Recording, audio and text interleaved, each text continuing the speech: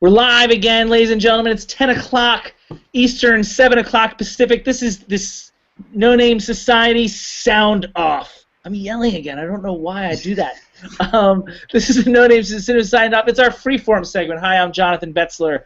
I'm one of your hosts / panelists, whatever you're going to call me for the evening. Got my buddies here. Drunk Davie. Say hi, Davie. How you guys doing? And J Money. You bet. I thought that was his catchphrase. He didn't use it. He had the opportunity. I stole it out from under him. So is it just going to be yours going forward? Is that the idea? No, he's got to ask me a question. He said, "How you doing?" is not a "you bet." I asked him the same question. He said, "You bet." Yeah, that's not my problem, David Joe. You have a catchphrase. You use it or you don't. He has to ask me if I'm ready, if I'm excited about talking about Roman holiday or something like that. Davey, do you have a diatribe, or am I going to force one on you? No, I would love, though, for you to irritate me to the point where I have one. No, I got nothing. If you got something, if you want to rile me up. Well, what I've decided to do for your diatribe is I've decided to, like, recently I have some talking to some investors about a project, and they wanted to know like Hollywood trends are going on. So I started compiling this list of things that are really like hot button topics that are going on in the industry right now. And then it occurred to me that I should just like feed you these topics and then hear what you have to say, and that'll be your diatribe. How do you feel about that? That's actually a good idea. Yeah, let's do that, definitely. I like how he said actually. It's actually, it was a qualifier. I was ready to throw some cold water on this, but all right, let's do it. So, ladies and gentlemen, it's time for Davey's diatribe. There we go. There it is. All right, so Davey, one of the hot button issues in Hollywood right now, and I would say this is maybe the second biggest one. I don't want to talk about the first one just yet. That one's a little more complicated and requires some financial background. So one of the hot button topics is what we call the superhero bubble, and what I mean by that is Hollywood is knowingly doubling down on its on the superhero genre, but they are very aware that this bubble could burst at any moment. I mean, they've between all the different companies, whether it's DC, Marvel, Disney, whoever's doing it, they've got superhero movies planned in the future, and they know that by studying history, like eventually, these things burst, these trends burst, like the way that the epic genre of the 50s burst with Cleopatra, and the musicals of the 60s burst with Dr. Dolittle. Westerns, you could argue, burst with Heaven's Gate. So they thought maybe it was going to burst with the Fantastic Four, but Ant-Man came out around the same time and was so good to balance it out.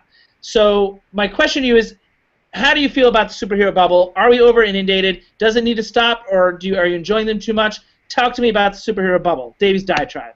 All right. Well, I think that I think Batman vs Superman is going to tell a lot of that story. And ladies and gentlemen, that was Davey's diatribe. No, I'm just kidding. I don't know. I mean,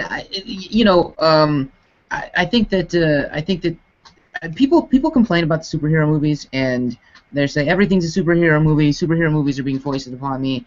New movies come out every single week, and no one's making people watch anything. That's not true. You guys are making me watch two different things that I don't usually watch at work. Oh, come on. Yeah, all right, fair. But I don't know. I think that the ones that are bad are probably. I'll tell you what. I think that the tolerance for a mediocre superhero movie is less. So they need to come through. They need to really deliver. And I'm really worried about the Batman vs Superman. I think it could be a problem. Well, isn't it possible that DC could fail and Marvel could still thrive? Well, I mean, look at Batman hasn't had a problem. It's Superman has. But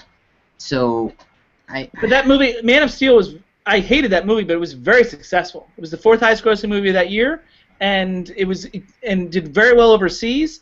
Like, as far as Warner Brothers is concerned, it was Money in the Bank. No, and I think that's fine, but I think that, first of all, I think that the critics are out for blood on That's superhero. true, which is why they thought Fantastic Four was worse than it was, even though it wasn't good. I saw probably 5-6 movies that were way worse than that just this year. Yeah, I agree with that. I think that for sure they're looking to hate something, and I think this is going to be their real opportunity. And I think that people didn't go see Fantastic Four based on those reviews. I mean, it's not a great movie. It's not a good movie. Josh Trank didn't help the cause, but no, he didn't. And I think he hurt his career also he should have just taken that one on the chin and just moved on. But I mean, that's neither here nor there. So yeah, I think that there's going to be some misses, and I don't know. I think that Captain America is going to cash in big time, and that's. Well, I mean, but look at it this way. I mean, because think about the industry as a whole. Like, these films are currently carrying the industry, if you think about it. I mean, now that Star Wars is reinvigorated, maybe that'll change a little bit. But I mean, think about the slate of superhero movies for this year alone. There's Captain America, Batman vs. Superman, Doctor Strange. I know I'm forgetting some. Deadpool is coming out very, very soon. X-Men Apocalypse. Yeah. So that's this year alone. Not to mention other movies coming out in future years. I mean, Marvel's got these planned out through 2020, if not further on. Because Black Panther's going to have his own movie. Did I already mention Doctor Strange? Yes, you did. Ant-Man's having a sequel with the Bumblebee girl. I forget her name. I forget the character's name. Suicide Squad is coming out this year, right? Suicide Squad is coming out this year. That's another one for this year. Yeah. So, I mean, so is it too much? At what point is it too much? And if it's too much, I mean, aren't they committed at this point? Oh, they're absolutely committed, and I think what they really ought to consider doing is just, and I think maybe Deadpool is going to be an example of this, is not going crazy. You don't have to spend $100 million. You can make a decent comic book movie for. Are you talking about P&A, or are you talking about actual production? Actual production. Whatever the number that they put on the Wikipedia page is. Because to me, I mean, especially the Wikipedia page is our. That's when I want to see what they spent on a film. That's where I go. So. Can I recommend? As a plug, can I recommend a website called thenumbers.com for you? Absolutely, thank you. See, this is the kind of information that this is good. This is good. You're finally getting this. I'm liking this. Yes. But yeah, I think that Deadpool will be our first one in February, I guess.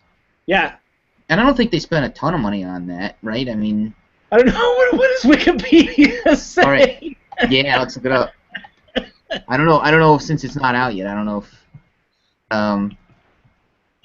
So don't worry about that. Don't worry about that specific. We can circle back to that if we need to. But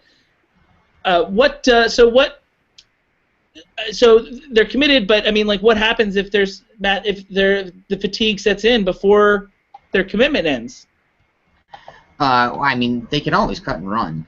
But what are they going to not release? Avengers: Infinity War Part 1 and Avengers: Infinity War Part 2? They're not going to release those? I mean, is that cutting and running? Something that they've started, they'll finish. They may slap it together like they did Fantastic Four and just throw it out there.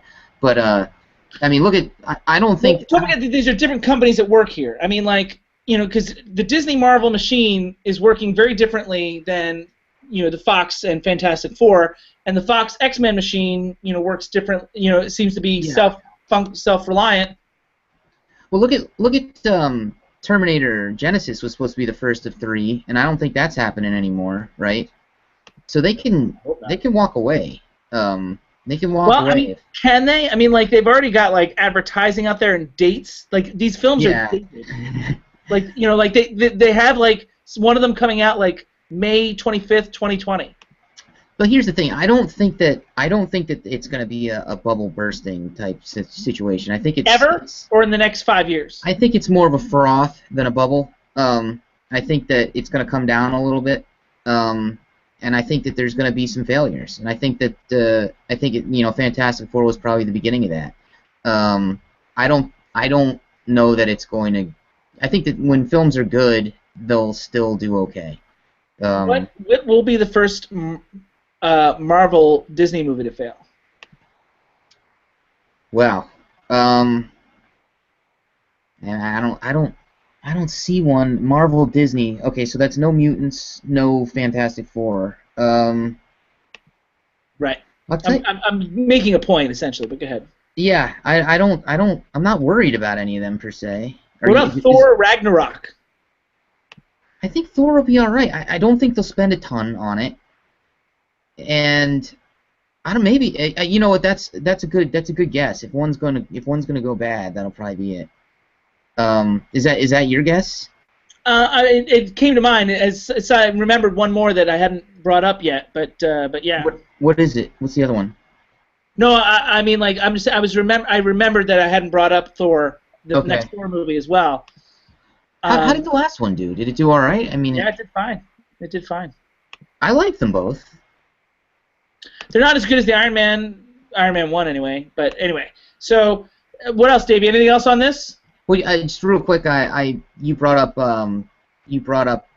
Black Panther. I read that Coogler is going to direct that, so that could be pretty great.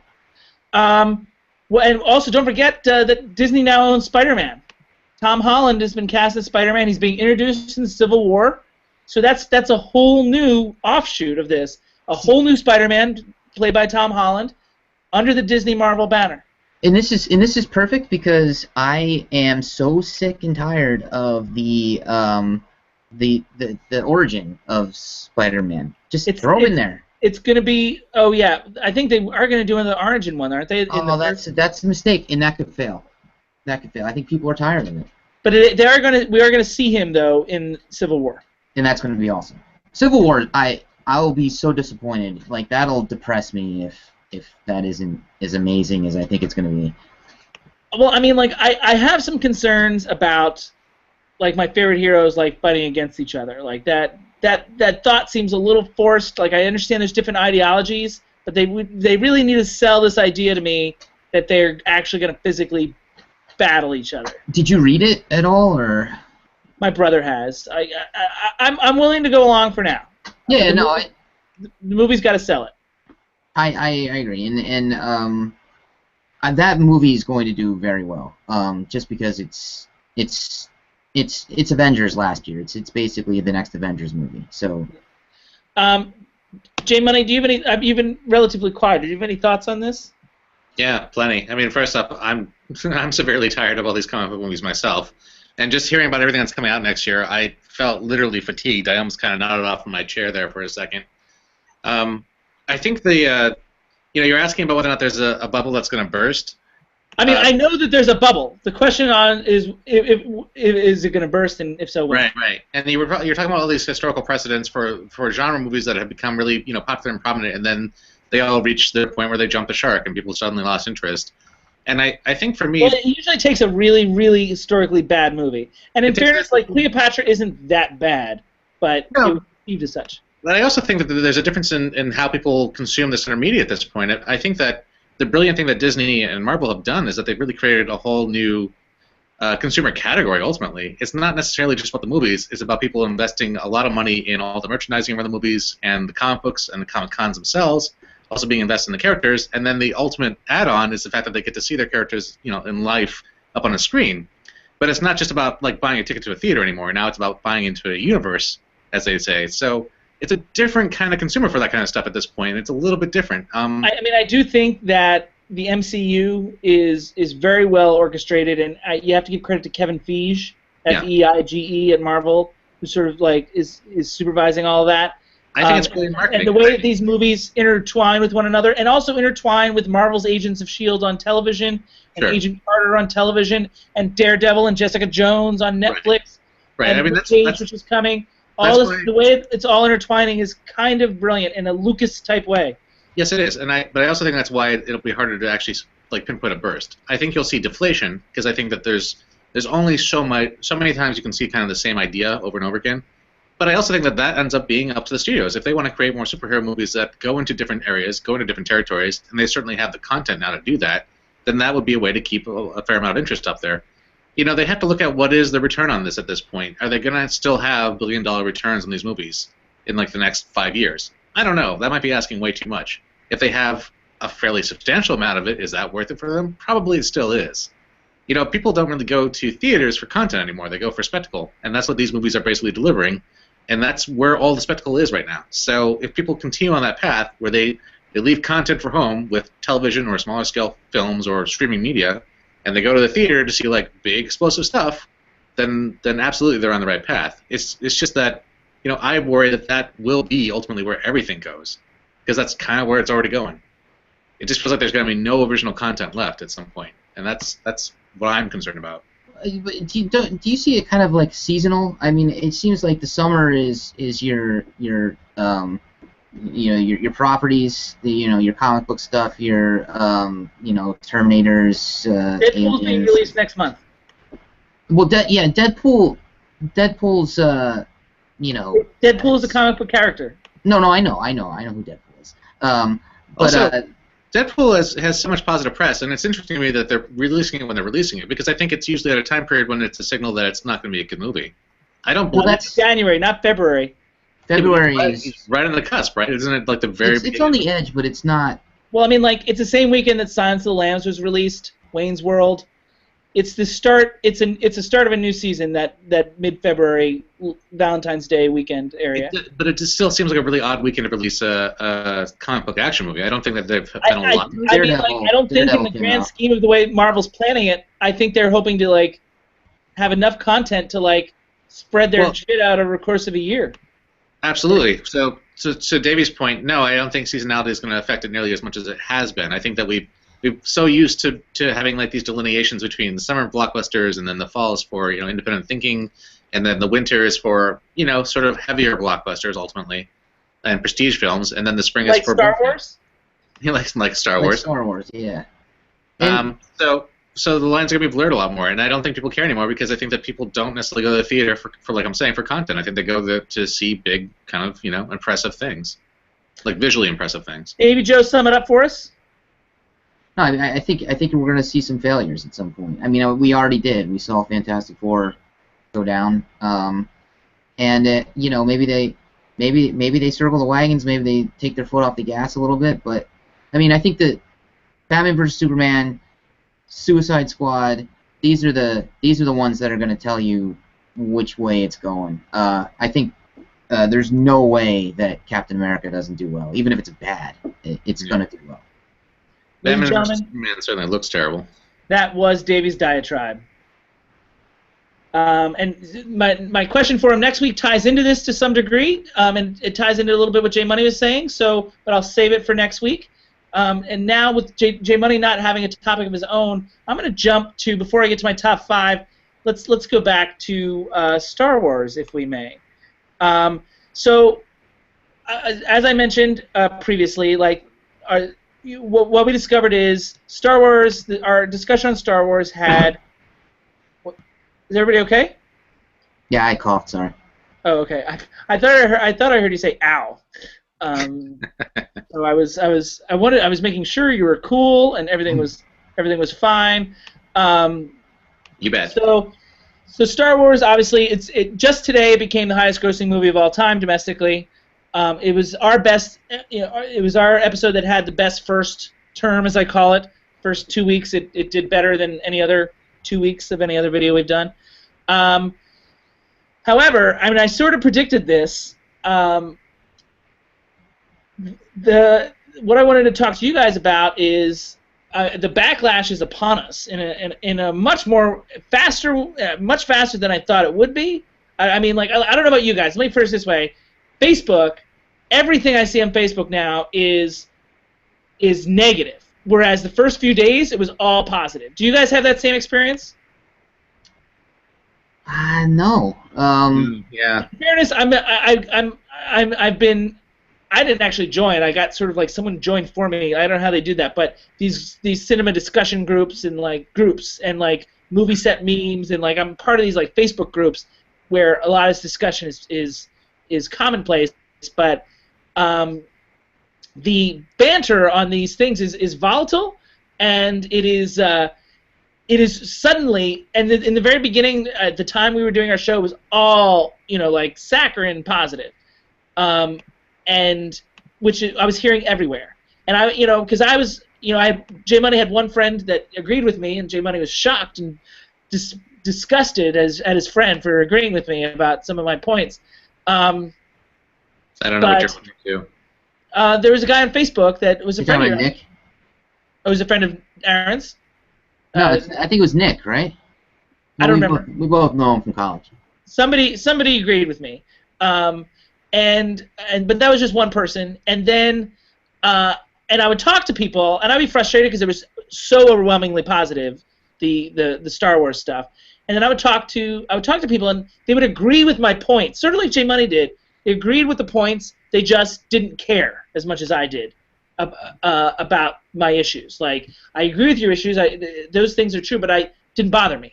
Like, that's sort of like, does that sum up your position, J Money?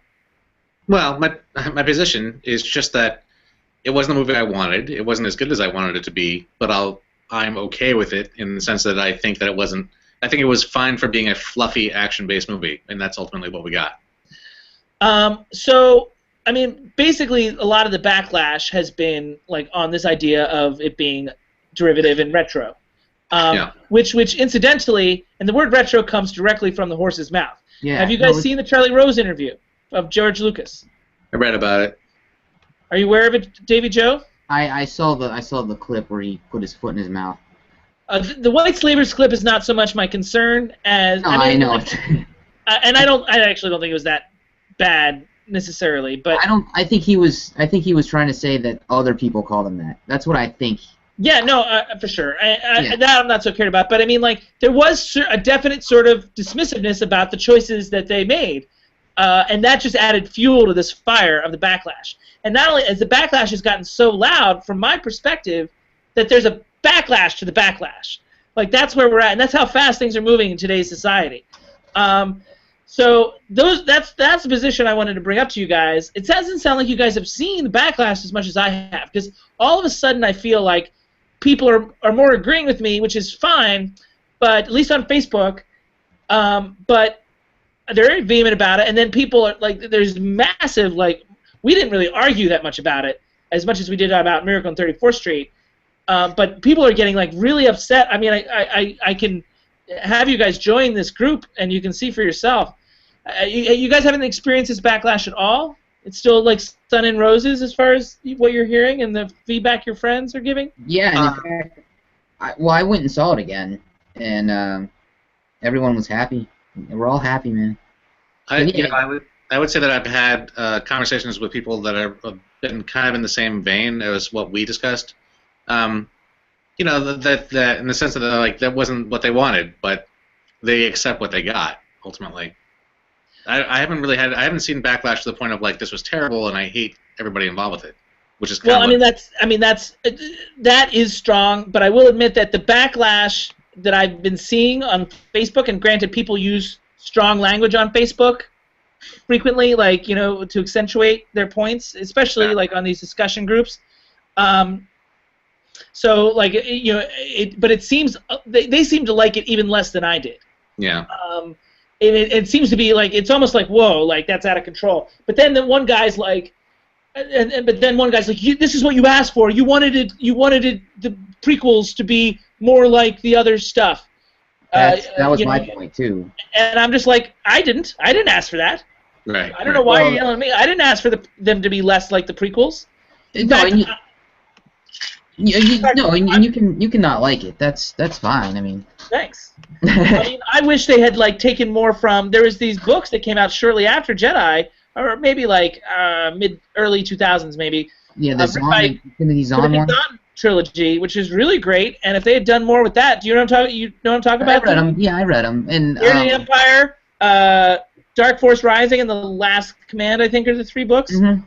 They were outstanding, and I thought I think that was going to be the template because they were Lucas approved, and they took us to new worlds instead of to it was fascinating and interesting. And I thought that was the direction they were going to go. And like the new Nemesis made sense. Everything seemed to make sense. So that's what I had hoped for. If you want to like talk about what hopes, but I mean like anyway, and this backlash, this discussion on Facebook seems to be very vehement, very passionate. Sure. I'm sure it was the same for Star Trek when that came out. Was it? I don't remember. I mean, like, but then again, Star Trek didn't break. 80% of the population didn't see Star Trek in the theater. No, it's not nearly as big. But I mean, there were people that were very, very angry with what happened with Star Trek. Well, I mean, I think that was I mean, Star Wars didn't destroy. I mean, Star Wars didn't come out and negate all of the canon. The way Star Trek did. Well, in a sense it did. I mean, beyond even the storyline, just the way that it was embraced, the tone of it, and the sort of the way that it was told as a story was very antithetical to Star Trek, like the series, Star Trek, like the universe that had been created. Oh no, I mean, it was a very non-Star Trekian Star Trek movie, frankly. It was exactly, and that's why, but it also literally. No, I understand that. but you're absolutely right. You're right, and the Star Wars didn't do that, so I don't think it's going to be. I mean, I think that the people that got mad at Star Trek, they're liable to walk away and not come back. Whereas I think that the Star Wars people, they'll pony up the next time around and hope that it goes off in a new direction. Maybe. I mean, I've been thinking about this a lot in terms of the last couple of weeks about how I feel about the series in general now, because like I'm sure Davie, Joe, and JB, we all went through a phase as as kids where it became a really large part of our childhood, and so it was something very special for us. And then the prequels, for me, basically destroyed the magic. By the third one, by the end of it, I had just kind of let go of everything and had sort of divorced myself from. I mean, I disagree with you about the prequels to some degree. I mean, they were good, but just for me personally, I'm saying I went through a process where the magic was gone.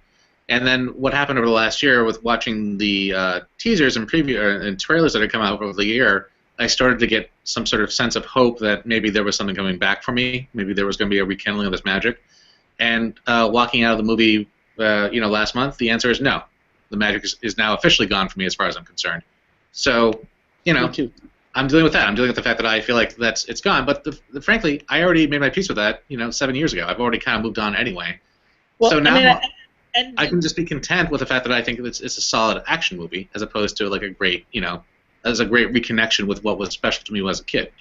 To make the point that I made last week is, I mean, the prequels are bad for a very specific reason that has nothing to do with content.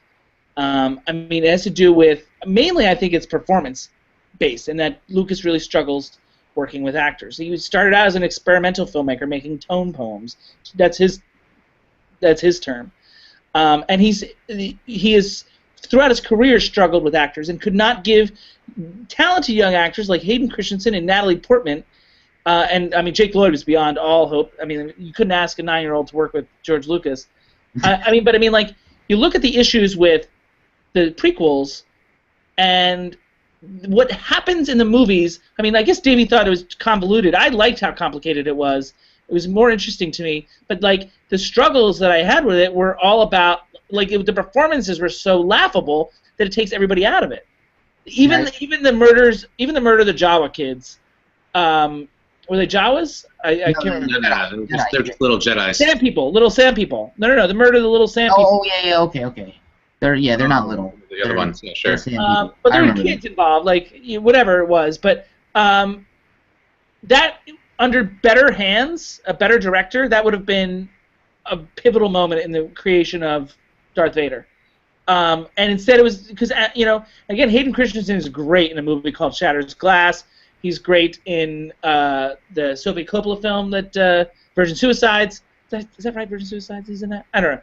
But I think that's right. But anyway, Hayden Christensen is not a bad actor. He did not have any support from his director, and that's a through line throughout every George Lucas directed Star Wars movie. I mean, if you look at it, Mark Hamill's not great in Star Wars. He's really good in Empire and Jedi, I think. Well, Corvette Summer, that's where he shines. I think that the first couple of movies are, they're rough. They're rough for a lot of reasons, and we didn't notice it as kids, and that's fine.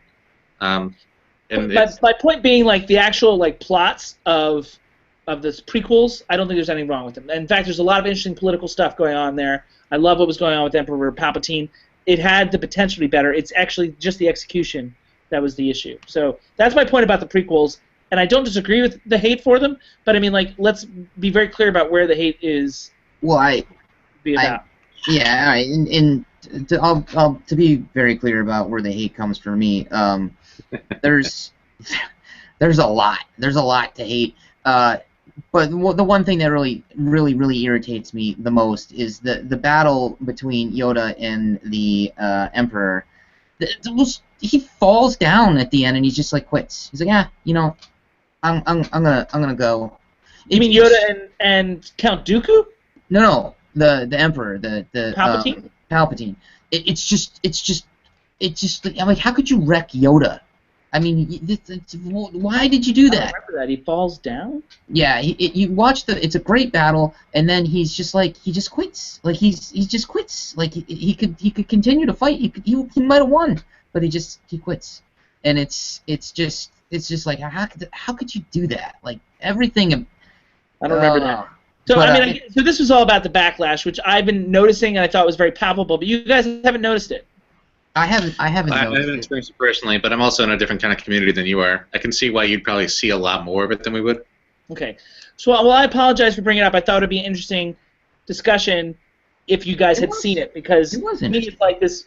I mean, like, it was good to know that there are people that felt the way I did, and even more so in many cases.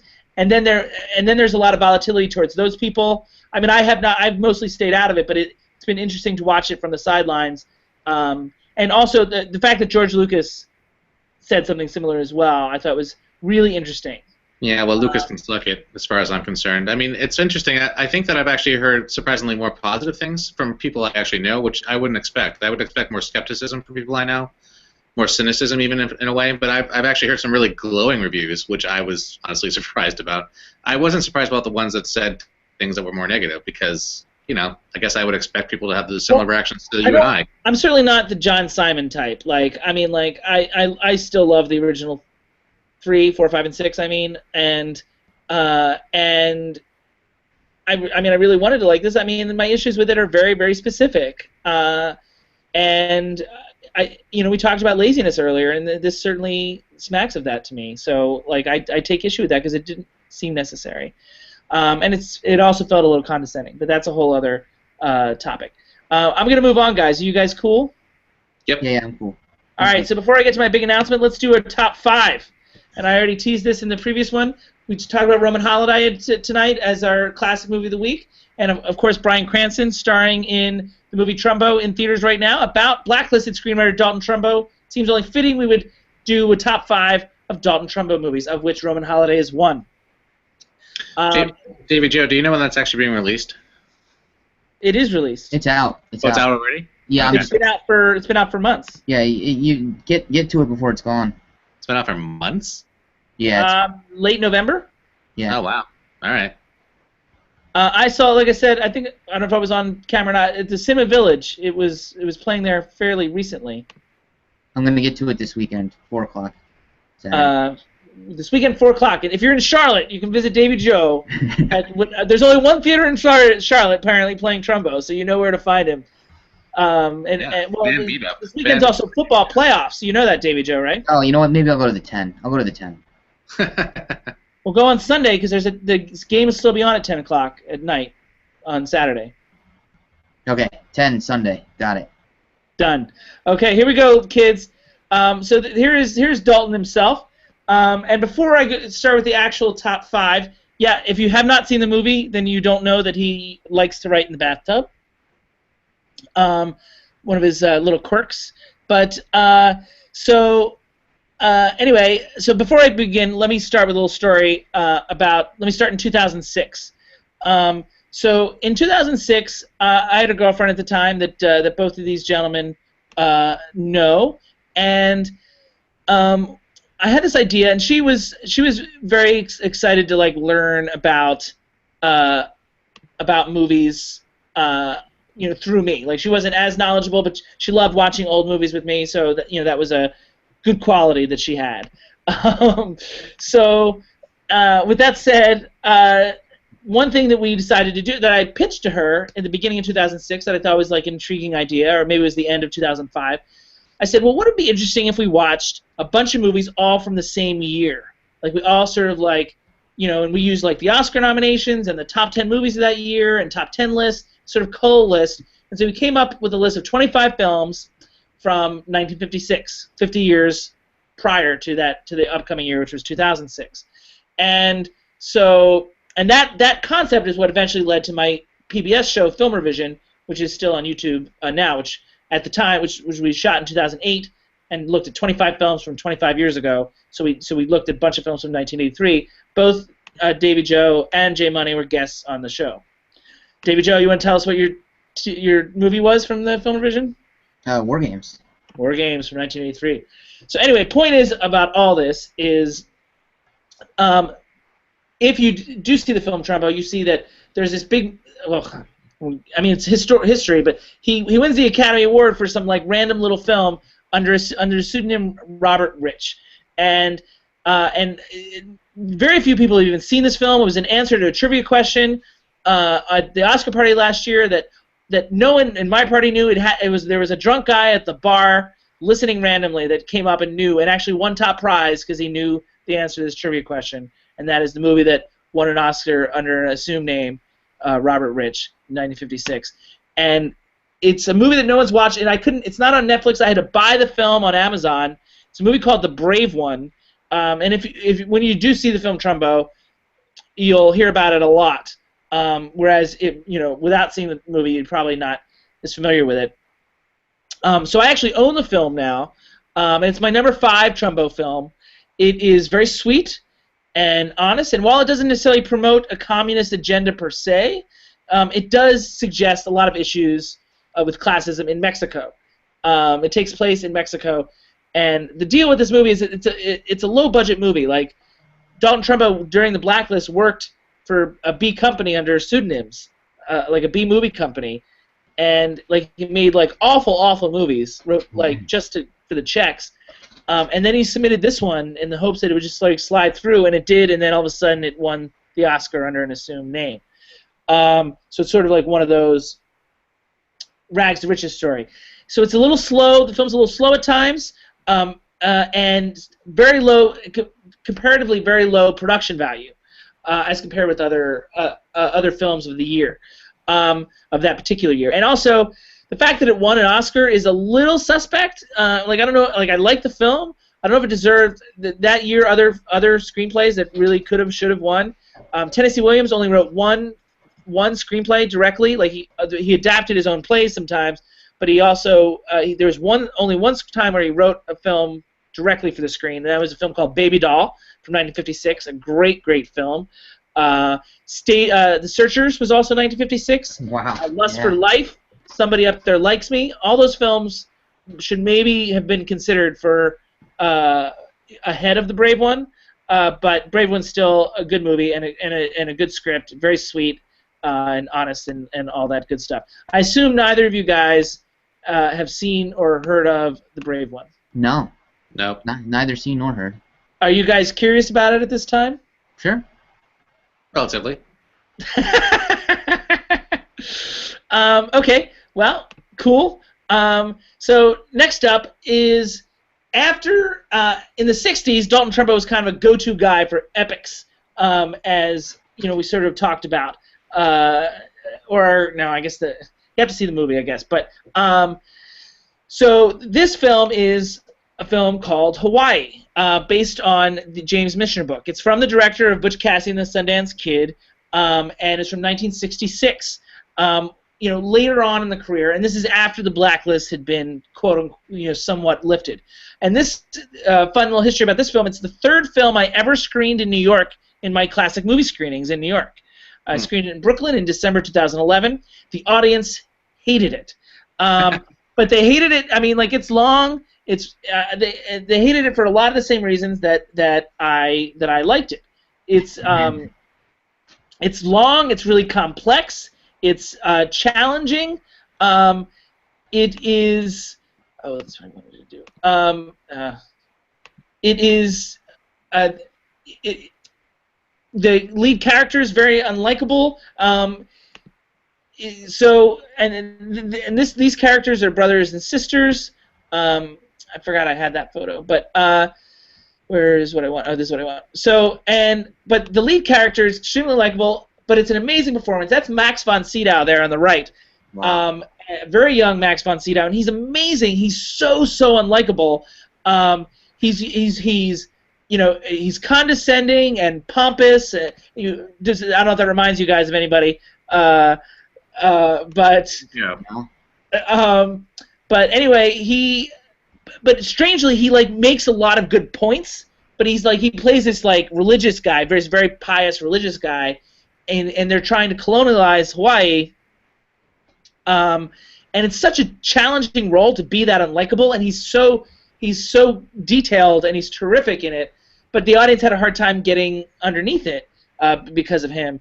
The film, I think, makes a lot of interesting points about colonialism and religion and racism without taking sides. And I feel like the reason the audience didn't like it at that screening is it's a little slow, but it's very challenging and it's very complex politically. Because I mean, like, obviously colonialism seems bad, but it ultimately really helps Hawaii as a well. I mean, that's the argument. You know what I mean? Like, like the people had seemingly better lives as a result, less primitive lives. Is that better? Is that worse? I mean, the film asks those questions, and I think at a time in 1966 when those questions weren't really being asked enough. So, I assume you guys haven't seen Hawaii either. No, I'd like to. I would see it. It's really long, but I mean, like, and you wouldn't expect it as much as my audience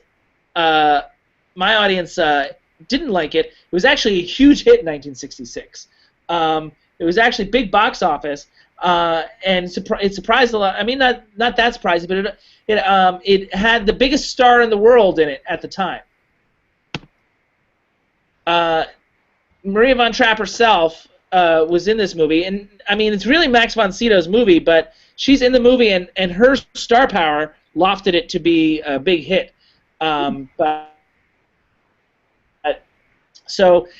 I mean, like, Davie, I admit, like, getting to know your taste, you're gonna have I think you'll have a hard time with it. I think you'll be more in line with them.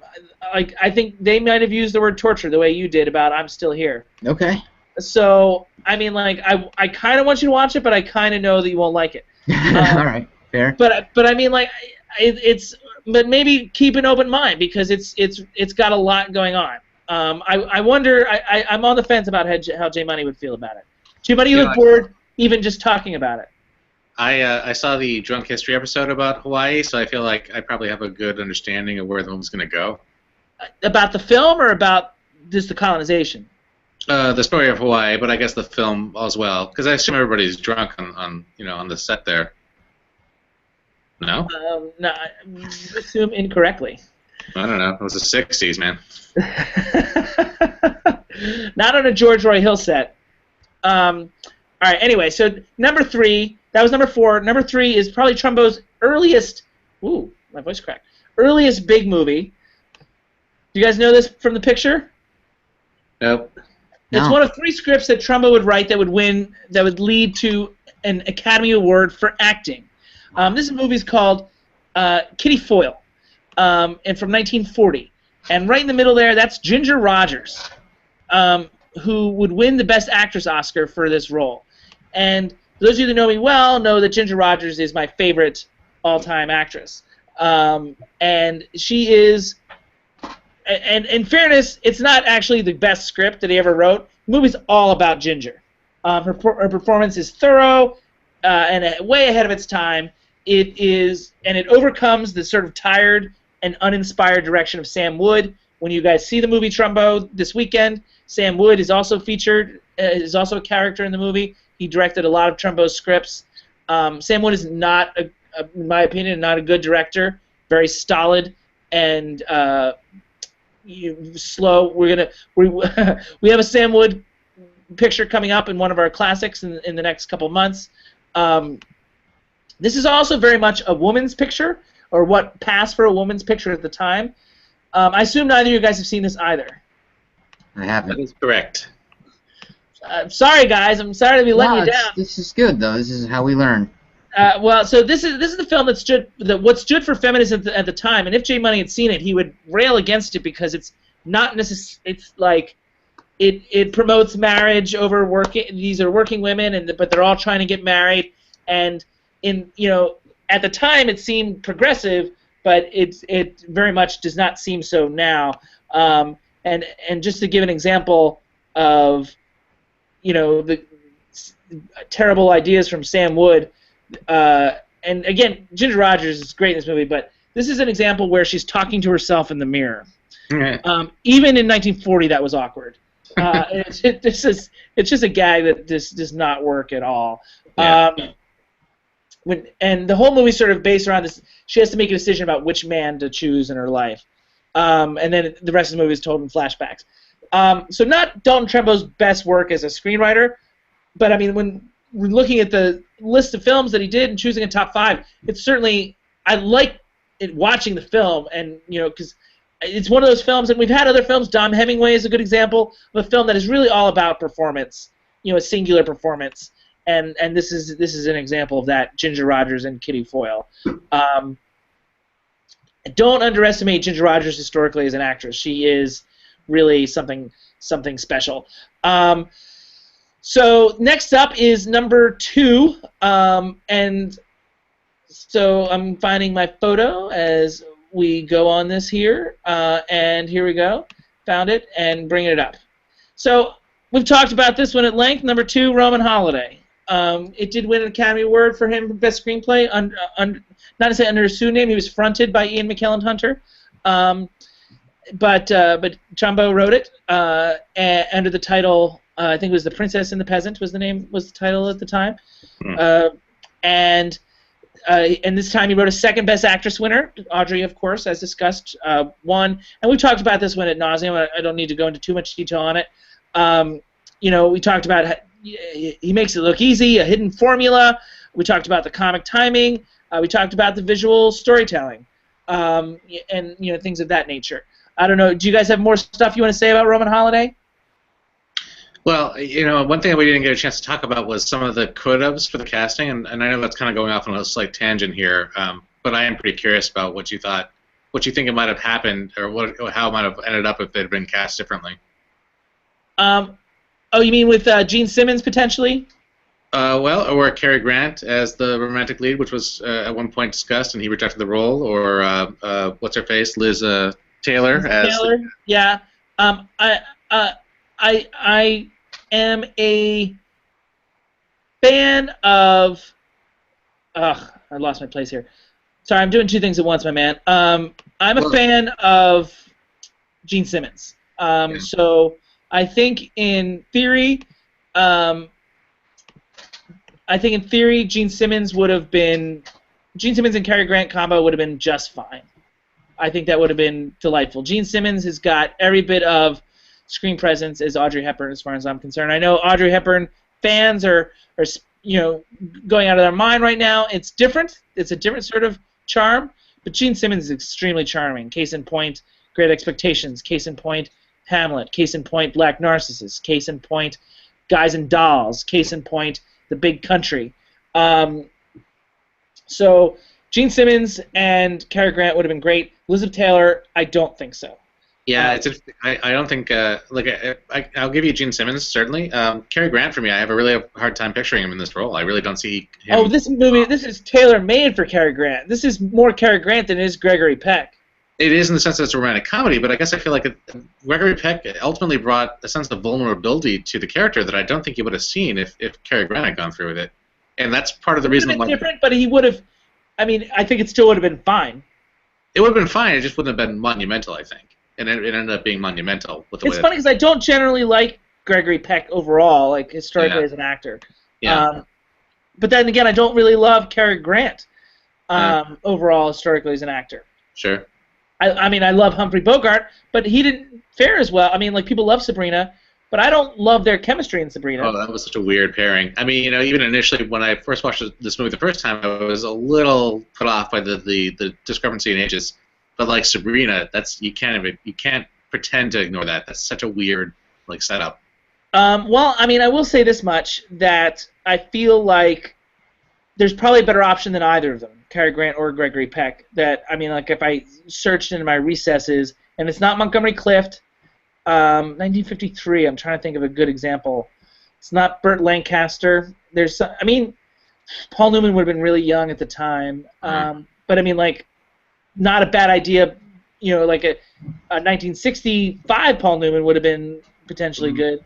You see that? I'd have to think a little further on that. But yeah, not. I think we can do better than either of them.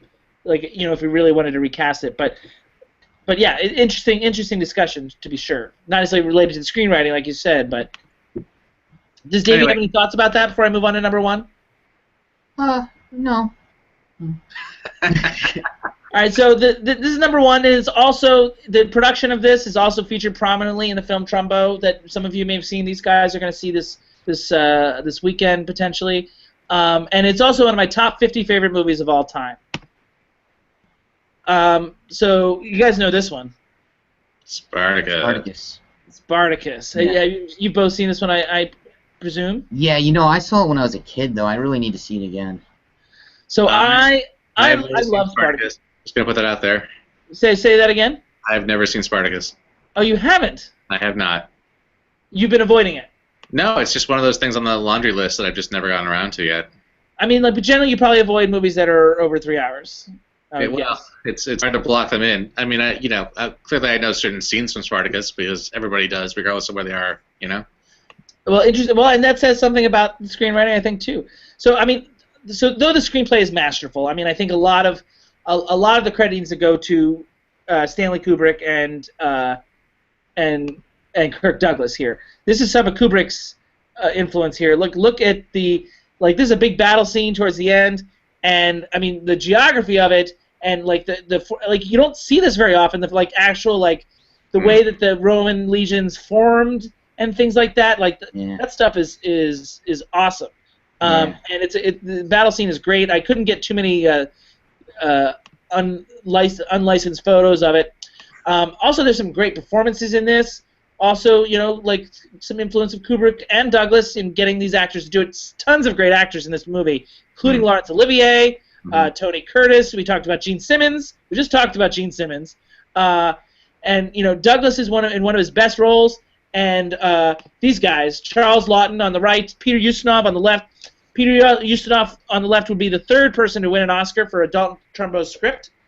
He won for this movie, as in the supporting category. And these guys are all good.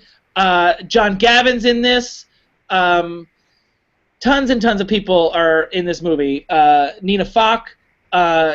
It's really terrific. And once again we talk about the visual storytelling. I wish you guys had seen this movie so you can talk more about it. But this is the first scene where Kirk Douglas meets Gene Simmons. Verinia is her character name. Couldn't get a better still of it, but they meet in he's in a cell essentially. He's a slave, and he's like basically given a woman to do what he wants with, and they don't say much. Like there are guards up above them, like get on with it, Spartacus, whatever, and they just like look at each other for a long time, and it's so beautiful, romantic, visual, cinematic, just some terrific, great stuff. The other stuff that Spartacus has become sort of better known for, there was a time where this scene was cut out. I don't know if you guys are familiar with the scene that's been cut out, but there's this bath scene between Laurence Olivier and Tony Curtis with tons and tons of homosexual overtones. Mm-hmm. So much so that when it was re-released, they had Anthony Hopkins redub over Laurence Olivier because some of the soundtrack of the dialogue had deteriorated. So they need Anthony Hopkins to sort of do his Olivier impression here, on the soundtrack. And so again, like the subtext, we talked about subtext in Roman Holiday. The subtext of this scene is rich, and also ahead of its time from the sense of tolerance of homosexual behavior, or or homosexual lifestyle, I guess I should say. And the other thing that I wanted to talk about as far as Spartacus was concerned, I don't have a picture of it. Obviously, the famous scene that you would know, J Money, is what? I am Spartacus. There it is. So that kind of brilliant moment, like it's brilliant if you really think about like a screenplay and like coming up with that idea and like and the way it makes you feel as an audience, like these people sacrificing for Spartacus. It's really cool. So, and that's why this film is the Kubrick film, although he disowns it. It's the Kubrick film that I like the most. I'm not saying it's the best Kubrick film. I'm saying it's the best accomplishment, and I feel like there's a difference. Do you know what I'm saying? Of the difference, at least. It's a different movie for Kubrick. It's certainly the least Kubrick-y Kubrick movie, I think. No, but it's the one that is the one I enjoy the most. And again, that's different from the one that I'm saying is the best. Right. But it's the one that I enjoy the most in terms of Kubrick's oeuvre because it's combining his visual style with Trumbo's old school sort of structural storytelling abilities. And so it's like the best of both worlds in that regard. Yeah. Did he talk about why he disowned it specifically? The Hollywood interference, like he thought it was like maybe a little too big, which is ironic in its own way. And also Kirk Douglas, was the producer. He was kind of in control of that one. Yeah.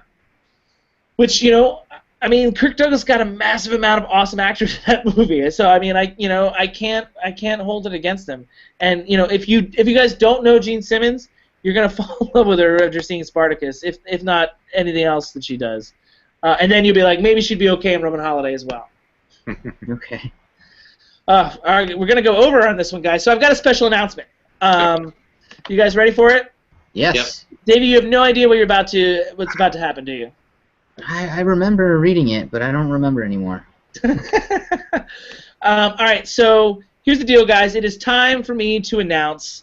Every year, we have a big Oscar party in Los Angeles. It used to be in New York, now it's in Los Angeles. This year, I do a Golden Globe party in New York, which hopefully J Money is coming to on Sunday. You're already dressed for it. Anyway, hopefully he will, and we'll take pictures of him there and post them on Twitter. Point being that the day before the Oscars, every year since 1998, I've hosted an Oscar movie marathon, which people come over and I show 5 Oscar-winning or nominated films over the course of one day.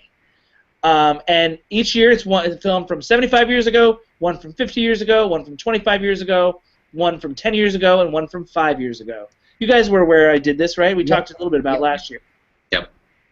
So it's time for me to announce the lineup for those films.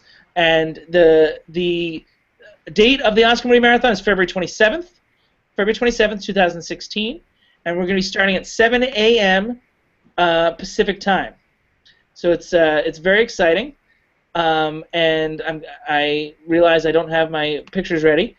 I was too excited about the setup. What am I doing here? Davey Joe, do you think he could live stream the entire event the day of? I think he should. I'm certainly going to live tweet quite a bit. All right, that question was directed to Davey Joe so that we could vamp while you're doing stuff. I'm ready. So 7 a.m. Pacific time starts with the movie from 5 years ago. Best Actress winner. Oh, yeah. Natalie Portman in Black Swan. 7 a.m. directed by Darren Aronofsky. That's from 2010 is our 7 a.m. film. And it's the film that we've talked about before in our top 5 dance movies, I believe. That was a great movie. So, all right, so one approval from Davey Joe. Oh, I love that film. Sorry, okay. Go ahead. Our 10 a.m. movie, 10 a.m. Pacific time, in Los Angeles, is a film from 10 years ago.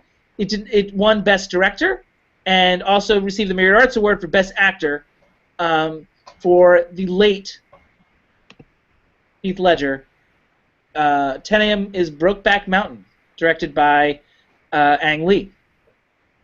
Cool. Very good. Anything, guys? I have not seen it. You never saw it? What the hell? I was in law school at the time. It was, Oh, that's your excuse for everything. all right, fair enough. I could see it. Well, I mean, maybe you should come out to Los Angeles and see it at 10 a.m. on February 27th. Yeah. Yeah, fly out there for a 10 a.m. showing. Well, I mean, he could fly out there for the whole day. I'd probably watch all the movies if I was flying out there. Yeah, exactly. Only 3 people historically have ever watched all the movies. Like, aside from me, have like sat through the whole day. Nick Okay. Cage is one of them. So not If including I yourself. was there, I would watch them all. Okay, so the 1 p.m. screening is from 25 years ago, winner of an Oscar for Best Supporting Actor, and is also the film, we talked about it earlier tonight, and it's film I would say is the second best film of the 90s. It's from 1990 exactly, and we talked about it in terms of narration. The 1 p.m. screening There is you go. That's Batman. It is not Batman. Is that Michael Keaton I see? It kind of looks like Michael Keaton from here. It's Ray Liotta. Oh, it's really sure. I thought you were kidding. He doesn't have his glasses on, so. All right. So what do you guys? That's Goodfellas, guys. Yeah, it's okay. It's all right. It's decent movie. I mean, You- Batman's you pretty live good. with it? It's So- amazing. It's amazing. It's no It's Batman. amazing, he says. Lineup's pretty good so far. No, it's good. It looks good. So now we're going back 50 years, which is 1965, and this is a movie that would win Best Picture and Best Director. Didn't win any acting Oscars, but we'd already talked about the lead actress of the film a little bit during the Trumbo Top 5. One of the biggest movies of all time. Our 4 p.m. screening is Sound of Music, Yeah. directed by Robert Wise, and obviously starring Julie Andrews, Christopher Plummer, et al. So yeah, that's our 4 p.m. screening. Got the big guns a-going, guys. That looks good. Now, for the film from 75 years ago, I had to make some tough choices because we've already watched, even in our group here and on the show, we've already talked about The Great Dictator from 75 years ago, released in 1940. Mhm. We've talked about what do you call it? Pinocchio. Oh. Pinocchio from 1940. We talked about in the Hitchcock discussion. We talked to Rebecca from 1940, and we also from 1940 we went to see Foreign Correspondent, which you weren't with me for that at Film Forum, were you, J Money? No, I was not. He does not like to hang out with me in public, ladies and gentlemen. I force him to sometimes, but well, hopefully, obviously he'll be at the Golden Globe party, so Oh my God! I mean, why do you have a party at a bar on Sunday night in Midtown? Why? Well, why do they have the Golden Globes on a Sunday night? I don't know. I don't know why that is either. Oh God, don't even. You've been to the Golden Globe party before. It's so much fun. Ugh. Anyway, the 1940 movie. It's our 8 p.m. Pacific time screening. From 1940, directed by John Ford. You don't know what this is off the top of your head? I do, but I do for the wrong reasons. So. It is just What's the wrong reasons? Well, I had to make the image for you, so I know what it's called. Oh, that's true. It's The Grapes of Wrath. Grapes of Wrath. All right. But I would have gotten it anyway, obviously. That's a good lineup. Dave, have you seen it? I watched it in high school, but I don't remember a whole lot of it. Man, it sounds like Davey needs to come out to Los Angeles in February. Yeah, I think you Or should I go could to just Michelle. get all the movies and watch them concurrently here. You could do that, but would that be fun? There'll be less people there. I'll have girls with me. I don't believe that. You heard it here All right, first. Davey. Davey Joe denies the existence of girls. It's time for an evening summary. That's my big announcement. What do you guys think? Evening summary. What'd you think of the night? That went well. Good times. Good times as always. Yeah. I'm talking to Davey Joe right now. Did you say his name? I don't believe I you said. did actually. Did he? All right. Anyway, I thought it went well. Maybe I wasn't heard, but I did. I think. All right, J-Money, you can go. No, I defer to Davie Joe. I've already cut to you now. My answer is deference to Davie Joe. It was fine. It was a fine night. It was a good time had by all. Not drunk enough. Not a drunk enough evening. Did you do that whole bottle of champagne? Yeah, but it's like champagne. What is that, like 7%? I mean, that doesn't even count. Yeah, I have also not finished my one beer here. I had 2 sparkling waters, so. And let me tell you, it shows, Davie Joe. You're living up to your name, Davie. Yeah. So anyway, next up is the 5th wave, and we're hoping I got 85% confidence that we can do this on Wednesday, January 27th, which is exactly 3 weeks from tonight, I think. Wednesday, January 27th at starting at 8 p.m. 8 p.m. And stay tuned for, and it's 5 p.m. Pacific, and stay tuned for the clues of what the indie and the classic are going to be. 3 weeks from tonight, we're going to talk about this alien invasion movie with Chloe Grace Moretz, and that's coming up. Thank you so much for such a crazy night. And this will be incidentally, this is important because this is our first movie from 2016, The 5th Wave. So that's the kind of a shift for us. That's coming up January 27th. I'm going to keep saying it until you don't forget it. 8 p.m. All right, kids. Thank you so much. J-Money, say goodbye. Goodbye, J-Money. Davie Joe. Adios. You see, it's the Brave one. Now he wants to see the Brave one written by Trumbo. Is speaking in Spanish. Thanks, everybody, and enjoy the rest of your week.